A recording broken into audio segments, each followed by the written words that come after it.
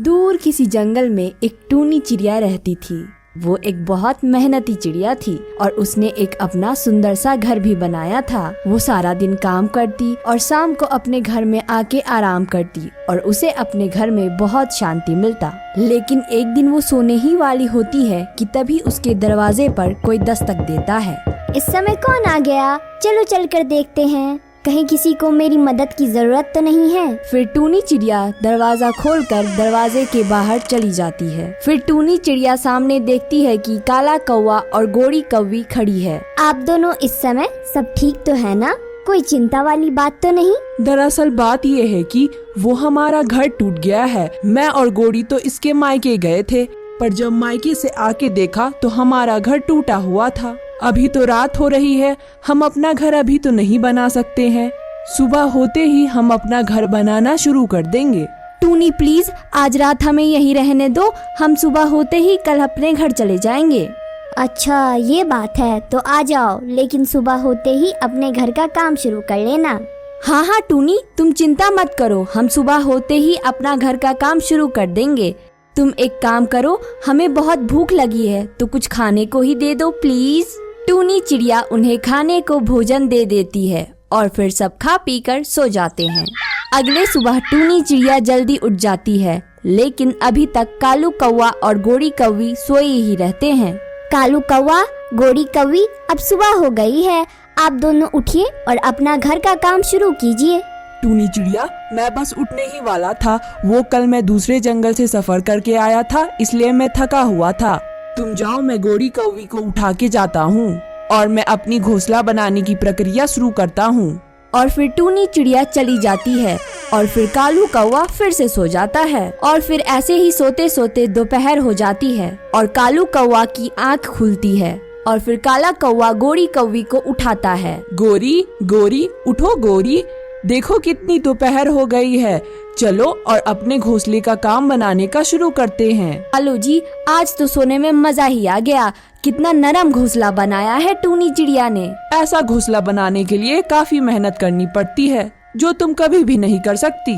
कालू, मैं तो कुछ और ही सोच रही हूँ। अब क्या सोच रही हो? कहीं तुम इस घर पर कब्जा तो नहीं करना चाहती हो? कालू, तुम मेरे मन की बात कैसे जान गए?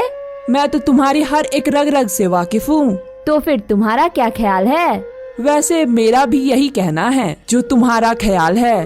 तो हमें क्या जरूरत है बाहर जाने की? चलो दरवाजा बंद कर दो। दाना तो पड़ा ही हुआ है चिड़िया का, चलो हम सो लेते हैं और जब चिड़िया आएगी तो हम दरवाजा ही नहीं खोलेंगे। और फिर दोनों सो जाते हैं और ऐसे ही शाम हो जाती है और टूनी चिड़िया भी दाना खोजकर आ जाती है। और जब टूनी चिड़िया आती है तब दरवाजा अंदर से लॉक था। टूनी चिड़िया जोर से दरवाजा पीटती है। वो दोनों दरवाजा का आवाज सुनकर भी खोलते नहीं हैं। तुम रुको, मैं अभी इस टूनी को भगाती हूँ। क्यों रे चिड़िया, क्यों दरवाजा खटखटा रही हो? दरवाजा तोड़ दोगी क्या? टूनी चिड़िया गोरी की बात सुनकर हैरान रह जाती है। गौरी, तुम दरवाजा खोलो, मुझे अंदर आना है। और तुम अभी तक गई नहीं? क्यों, हम क्यों जाएं अपना घर छोड़कर? गोरी, ये तुम क्या कह रही हो? ये मेरा घर है, तुम जल्दी से दरवाजा खोलो, नहीं तो मैं सभी पक्षियों को इकट्ठा कर लूंगी। जिसे भी इकट्ठा करना है कर लो, यह हमारा घर है। गोरी प्लीज इतना जुल्म ना करो मेरे साथ, और बाहर तो ठंड भी बहुत ज्यादा है, तुम मुझे अंदर आने दो। लेकिन गोरी चिड़िया टूनी चिड़िया की एक भी नहीं सुनती। टूनी चिड़िया तो बस दरवाजा देखती रह जाती है। टूनी चिड़िया बेबस होकर वहाँ से चली जाती है और एक पेड़ के नीचे बैठ जाती है। उसी पेड़ के नीचे दो तरबूज के बेल लगे रहते हैं। तभी एक तरबूज बोलता है, चिड़िया तुम उदास क्यों बैठी हो? कोई बात है क्या? गोरी कौवी ने मेरा घर मुझसे छीन लिया है, अब आप ही बताओ मैं इतनी सर्दी में कहाँ जाऊँ? मैं रात कैसे गुजारूंगी? चिड़िया, क्या मैं तुम्हारी मदद कर सकता हूँ? आप मेरी मदद कैसे कर सकते हैं? आप तो एक तरबूज हैं। टूनी चिड़िया, तुम चिंता मत करो, यह जो मेरे साथ तरबूज है, तुम चाहो तो इसमें अपना घर बना सकती हो। तरबूज को मैं कैसे अपना घर बना सकती हूँ? तुम इसमें बस सुराख कर लो और यह अंदर से खोखला है, तुम्हारा घर बन जाएगा। मुझे इसकी बात मान लेनी चाहिए, नहीं तो मैं इस ठंड में मर जाऊंगी। और फिर टूनी चिड़िया उसमें सुराख कर लेती है और वह तरबूज तो अंदर से सच में खोखला था और उसमें एक नरम नरम घोंसला भी था। और टूनी चिड़िया को उस तरबूज के अंदर बहुत ज्यादा गर्मी मिलती है। अब टूनी तरबूज के अंदर जाकर काफी खुश हो जाती है और वह आराम से सो जाती है। अगली सुबह टूनी चिड़िया जल्द ही उड़ जाती है और दाने के तलाश में चली जाती है। और इधर दूसरी तरफ कालू कौवा और गोरी कौवी टूनी के घोंसले में बड़े मजे कर रहे थे। कालू, देखा मैंने टूनी चिड़िया को कैसे डराया, वो दोबारा नहीं आई हमसे घर अपना वापस लेने। गोरी, तुम तो बड़ी शैतान हो, दूसरों की चीजों पर कब्जा करना कोई तुमसे सीखे। चलो अब कुछ भोजन भी ढूंढ लाए, टूनी का जमा हुआ भोजन तो तुम एक ही दिन में चट कर गई। कालू, तुम मेरे खाने पे नजर मत लगाओ, वैसे भी मैं बहुत कमजोर हो गई हूँ। और फिर वो दोनों भोजन की तलाश में चले जाते हैं और वो दोनों उसी पेड़ के पास चले जाते हैं जिसके नीचे टूनी चिड़िया का तरबूज वाला घर था। तभी टूनी चिड़िया दोनों को देख लेती है और तुरंत अपने घर के अंदर चली जाती है। कालू, वो देखो, वो तो टूनी है और वो उस तरबूज के अंदर चली गई। ये कैसे हो सकता है? तरबूज के अंदर घोंसला? ये कैसा घोंसला है? चलो जाकर देखते हैं। गोरी, तुम्हें हो क्या गया है? टूनी चिड़िया के घर पे तो तुमने पहले ही कब्जा करके रखा है, अब तुम्हें क्या वो जिधर भी जाए। कालू, तुमने नहीं जाना तो मत जाओ, मैं तो जा रही हूँ उसका घर देखने। गोरी कौवी ऐसे कहते हुए उस तरबूज के पास चली जाती है और गोरी कौवी देखती है कि घोंसला तो बहुत ही सुंदर है और उसमें टूनी चिड़िया सो रही है। गोरी चिड़िया को वह तरबूज वाला घर बहुत पसंद आया और उसका मन कर रहा था कि टूनी चिड़िया से वह तरबूज वाला घर भी छीन ले और फिर वह वहाँ से चली जाती है। गोरी, तुमने टूनी चिड़िया का घर देख लिया? कालू, मैं उस घर की क्या तारीफ करूँ, मुझे तो वह घर बहुत पसंद है, अब मुझे वही घर चाहिए। गोरी, तुम्हारा दिमाग खराब हो गया है क्या? मैं इसमें तुम्हारी कोई मदद नहीं करने वाला हूँ। मदद तो तुम्हें करनी ही पड़ेगी क्योंकि वह घर भी हमारे ही लिए होगा और वैसे भी टूनी को तो उसका पहले वाला घर हम उसे वापस कर ही देंगे। लेकिन टूनी कभी भी नहीं मानेगी। हम कौन सा टूनी से पूछने वाले हैं, हमें तो बस उसके घर पे कब्जा करना है। लेकिन ये तुम कैसे करोगी? वो तुम मुझ पे छोड़ दो, मैं बताती हूँ। अब मुझसे उस तरबूज वाले घर में जाने के लिए इंतजार नहीं हो रहा है, मैं तो आज रात उसी घर में सोऊंगी। और गोरी कौवी कालू कौवा के साथ चली जाती है। गोरी चिड़िया टूनी के घर के बाहर जाकर आवाज देती है, टूनी चिड़िया, टूनी चिड़िया, जल्दी से बाहर आ जाओ, मुझे कुछ काम है। अब क्यों आ गई हो मेरे पास? मुझे तुमसे कोई बात नहीं करनी है। टूनी, मैं तुम्हें बुलबुल का संदेश देने आई हूँ, उसकी तबीयत बहुत ज्यादा खराब है, उसे तुम्हारी जरूरत है। और तो और तोता भी कह रहा था कि शायद बुलबुल का अब आखिरी समय आ गया है। अब ऐसा लगता है कि बुलबुल कुछ ही दिनों की मेहमान है। बुलबुल तुम्हें बुला रही है, वह तुमसे आखिरी बार मिलना चाहती है। अगर तुम नहीं गई तो बुलबुल की आत्मा को शांति नहीं मिलेगा। गोरी की बात सुनकर टूनी चिड़िया तुरंत वहाँ से चली जाती है। गोरी, इस बार मुझे नहीं लगता कि टूनी चिड़िया खामोश बैठेगी, तुम अपनी हरकतों से बाज आ जाओ। लेकिन गोरी के दिमाग पे तो टूनी चिड़िया का घर कब्जा करने का भूत सवार था। वह तुरंत ही घोंसले के अंदर बैठ जाती है और कालू कौवा भी बेबस होकर गोरी के पीछे चला जाता है और उसी घोंसला में अंदर चला जाता है। टूनी चिड़िया जब बुलबुल के पास पहुंचती है तो वह देखती है कि अरे ये क्या, बुलबुल तो बिल्कुल ठीक है। बुलबुल, क्या हुआ है तुम्हें? टूनी, मुझे तो कुछ भी नहीं हुआ है, मैं तो अच्छी भली खड़ी हूँ तुम्हारे सामने। गोरी ने मुझे फिर से एक बार धोखा दे दिया। कोई परेशानी की बात है क्या? बताओ मुझे, मैं तुम्हें बाद में बताती हूँ, अभी मुझे जल्दी से जाना होगा। और टूनी चिड़िया जल्दी से वहाँ से निकल जाती है। टूनी जब अपने घर पहुँचती है तो देखती है कि गोरी और उसका पति तो उसके घोंसले के अंदर बैठा हुआ है। गोरी, तुमने फिर से मुझसे झूठ बोला और तुम मेरे घर के अंदर क्या कर रही हो? चलो निकलो यहाँ से। वो तो अब हम नहीं निकलने वाले हैं और तुम जाओ और अपना पहले वाला घर ले लो, मुझे तो अब यही घर पसंद है, अब तो मैं इसी में रहने वाली हूँ। और टूनी चिड़िया वहाँ से आराम से चली जाती है। अरे, ये टूनी ने कुछ शोर शराबा क्यों नहीं किया, ये इतनी आसानी से कैसे चली गई? गोरी, मुझे तो लगता है टूनी की खामोशी के पीछे जरूर कुछ राज है। तुम कभी कुछ अच्छी बात मत निकाला करो अपनी मुँह से, जैसी काली शक्ल वैसी ही बातें करते हो।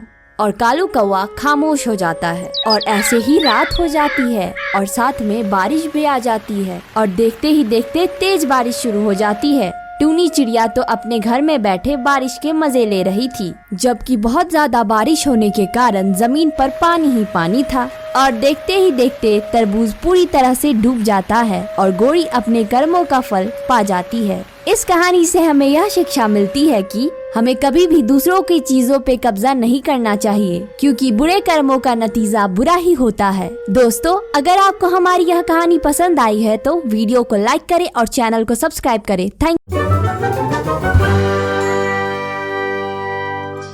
सुनो सुनो जंगल के सभी बासी सुनो। आज दोपहर ठीक 12 बजे राजा जी ने अपने महल में एक सभा का आयोजन किया है। इसीलिए सभी पक्षियों को ये सूचित किया जाता है कि दोपहर ठीक 2 बजे आप सभी राजा के महल में पहुंच जाएं। साथियों, अभी दोपहर होने में समय है, तब तक हमें अनाज ढूंढने के लिए जाना होगा। हाँ लाडो, अनाज लेकर वापस आते आते तो फिर हो जाएगी और आते ही हम सब मिलकर राजा जी के महल में जाएंगे।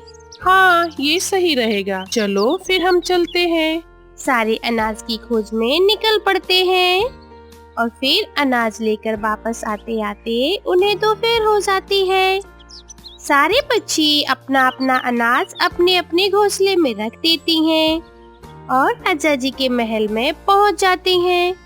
लगता है सारे पक्षी आ गए हैं। मैं सभा को शुरू करता हूँ।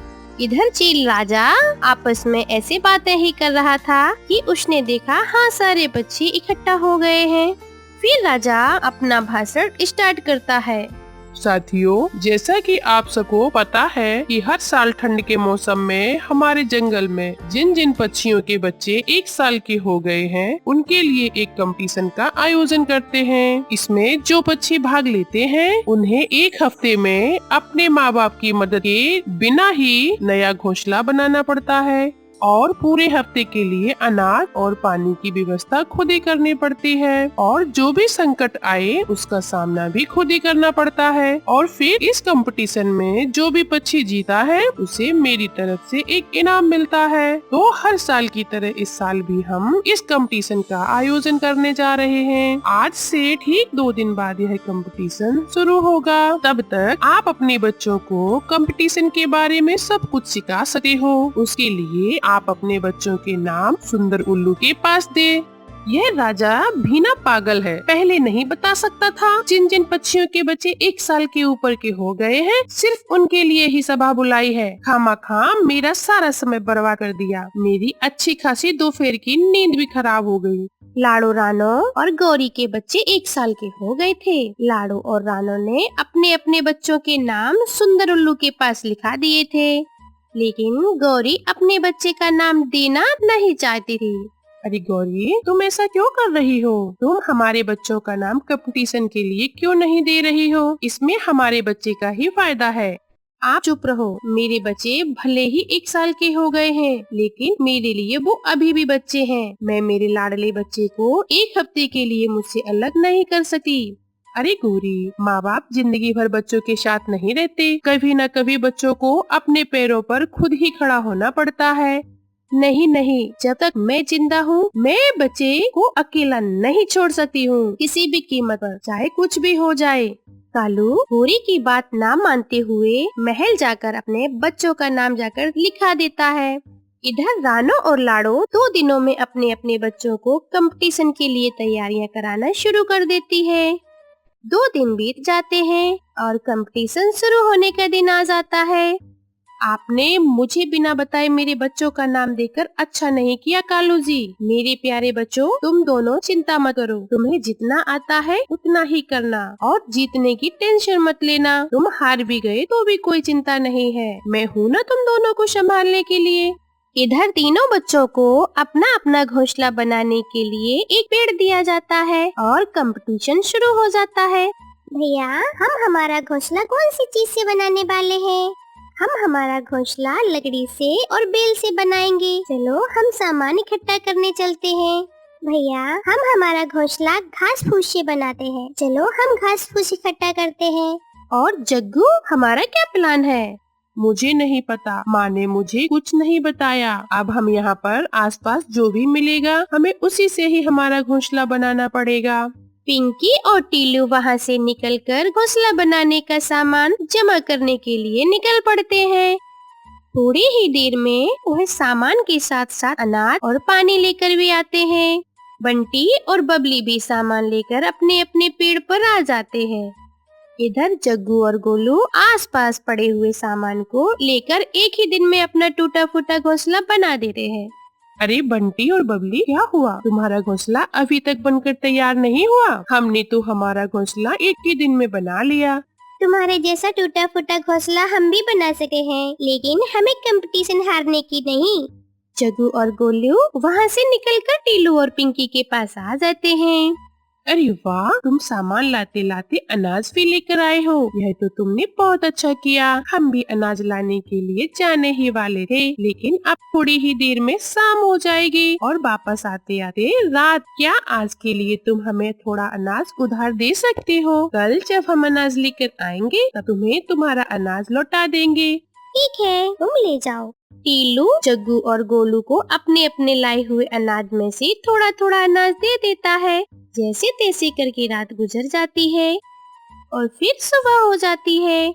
और सुबह होते ही लाड़ो और रानो के बच्चे फिर से अपने अपने घोंसले बनाने में लग जाते हैं। इसी तरह दोपहर हो जाती है।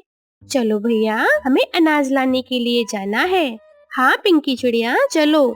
वे दोनों ही निकल जाते हैं। तभी बंटी और बबली भी वहाँ पर आ जाते हैं।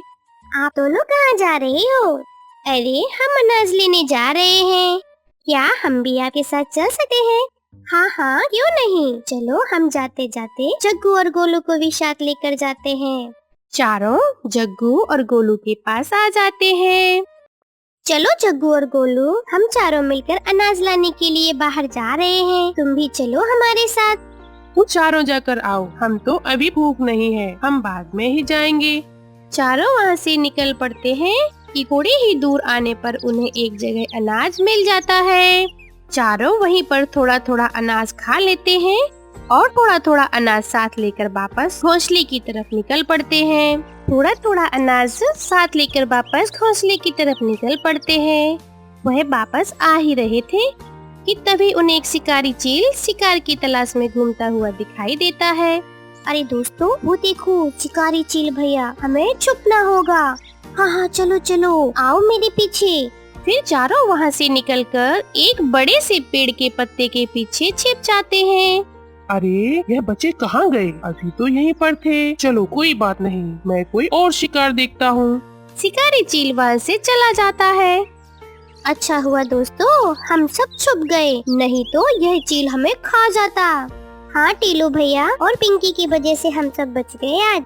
शिकार के सामने आने पर हमें छिपना नहीं चाहिए, यह बात माँ ने हमें बताई थी, लेकिन हम उसे भूल गए। हम सब जब भी माँ के साथ अनाज लेने के लिए बाहर जाते थे, तब कभी कभी हमारा सामना शिकारी पक्षी से हो जाता था। तब माँ ने हमें सिखाया था, हम शिकारी पक्षी का सामना नहीं कर सके उस वक्त हमें छिपना चाहिए, इसीलिए हमें सब याद है। चलो दोस्तों, अब हमें चलना चाहिए, थोड़ी ही देर में अंधेरा हो जाएगा।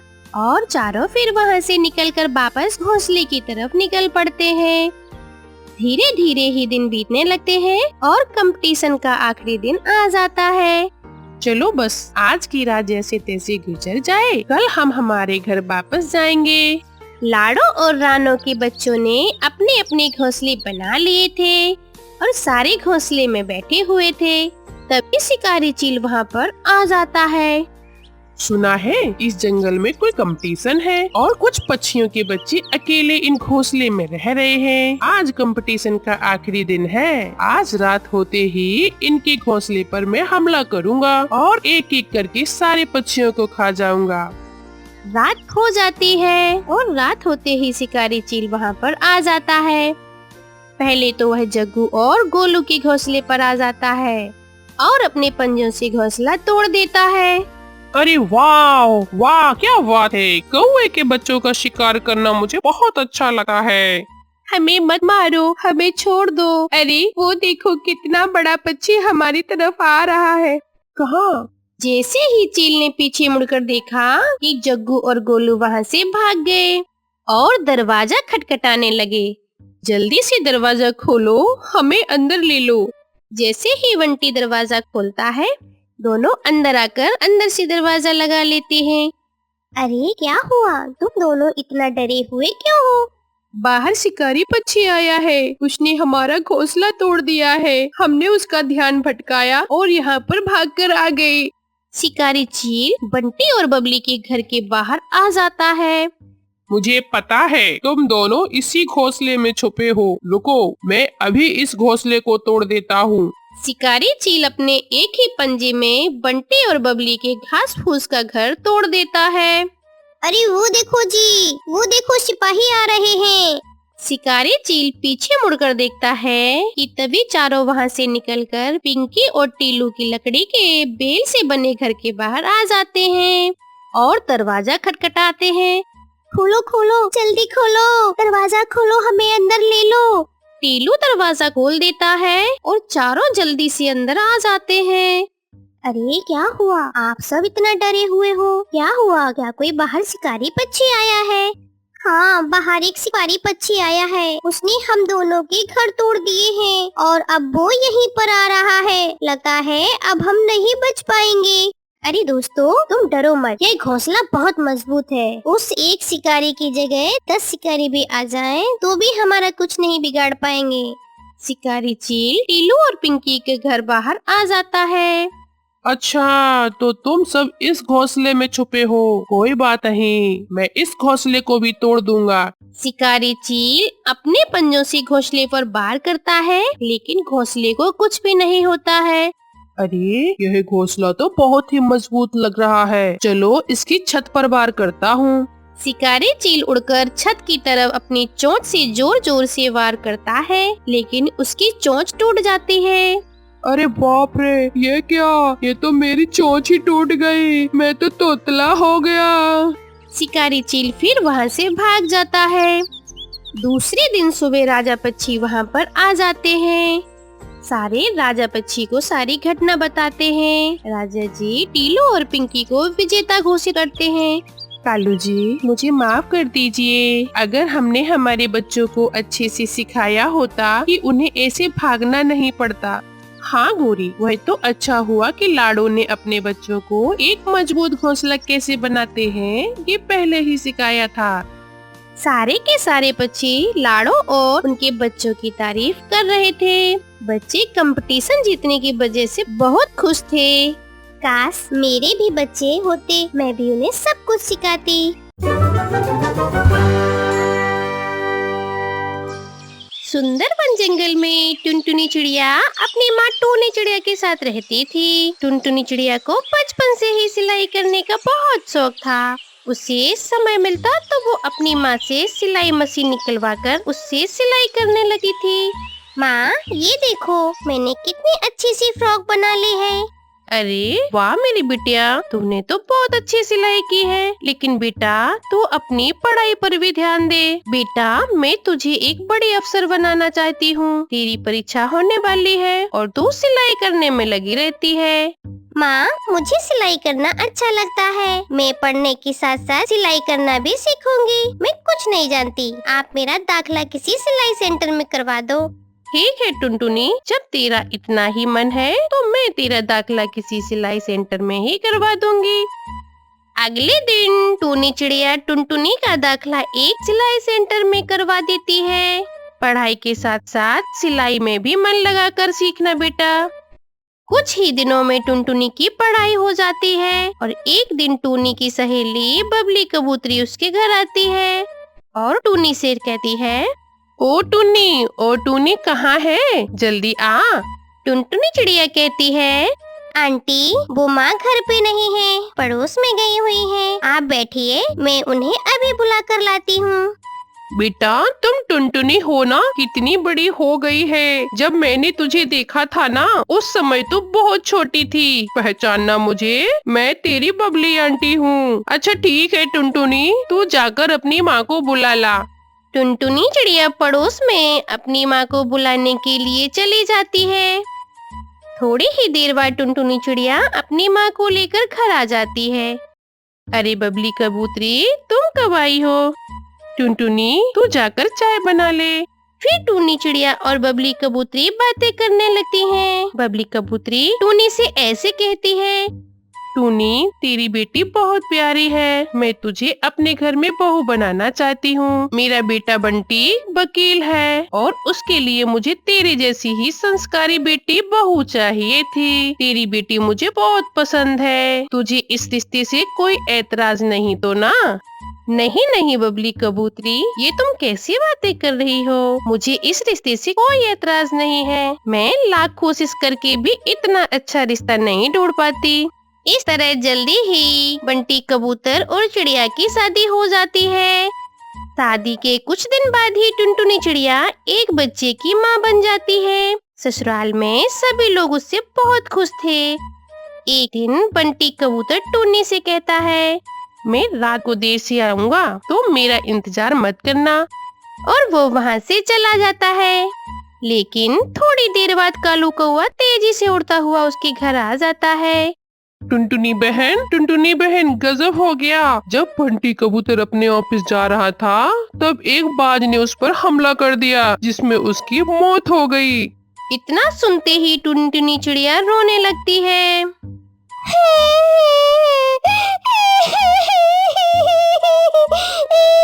माँ जी, ये सब क्या हो गया? माँ जी, मैं बंटी कबूतर के बिना एक पल भी नहीं रह सकती। माँ, ये कबूतर के घर कैसे चलेगा कबूतर के बिना? इस तरह टुनटुनी जोर जोर से रोने लगती है। टुनटुनी, तू हिम्मत मत हार बेटा। ऊपर वाले की मर्जी के आगे किसी की कुछ नहीं चलती। इस तरह से दिन गुजर जाते हैं। सिलाई का काम करना शुरू कर देती है इधर टुनटुनी। आज पड़ोस के पक्षी उसके पास अपने कपड़े सिलवाने के लिए आने लगते हैं। एक दिन हरी काकी उससे कहती है, टुनटुनी, तू तो इतनी अच्छी दर्जी है, इसके बारे में तो तुझे पता ही नहीं था। कम पैसों में इतने अच्छे कपड़े सी देती है। तो ऐसा करना, अपना एक बुटीक खोल ले। हाँ काकी, आपका सुझाव बहुत अच्छा है। मैं जल्दी ही अपना बुटीक खोलूंगी, लेकिन इसके लिए पहले मैं माँ जी से इजाजत लूंगी। हरी काकी के जाने के बाद टुनटुनी चिड़िया अपनी सास से बुटीक खोलने की इजाजत मांगती है। माँ जी, क्यों ना मैं एक बुटीक खोल लूं? इससे और अच्छी कमाई हो जाएगी। हाँ ठीक है टुनटुनी, तुझे जो अच्छा लगे तो वो कर ले। तू अपने बुटीक का अच्छे से काम कर, इधर मैं तेरे बच्चे संभाल लूंगी। जल्दी टुनटुनी चिड़िया फिर अपना बुटीक खोल लेती है। अब उसकी कमाई पहले से भी दुगनी हो जाती है। इस तरह टुनटुनी चिड़िया खुशी खुशी अपनी जिंदगी बिताने लगती है। दोस्तों, अगर आपको ये प्यारी सी स्टोरी कहानी अच्छी लगी हो तो प्लीज हमारे चैनल को सब्सक्राइब, लाइक एंड शेयर करें। आपका बहुत बहुत धन्यवाद।